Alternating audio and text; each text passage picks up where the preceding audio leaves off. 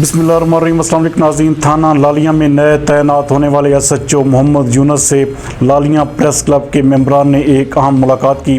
ہمارے نمائندہ خصوصی شیخ خرم عباس کے مطابق سرپرست اعلیٰ حافظ کفایت اللہ کی سربراہی میں لالیاں پریس کلب کے ممبران نے نئے تعینات ہونے والے SHO محمد یونس کو خوش آمدید کہا اور نیک خواہشات کا اظہار کیا۔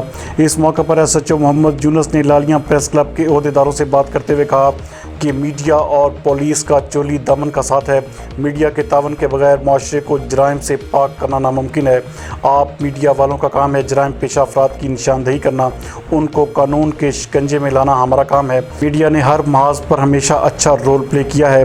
SHO نے لالیاں پریس کلب کے ممبران کا بھی شکریہ ادا کیا۔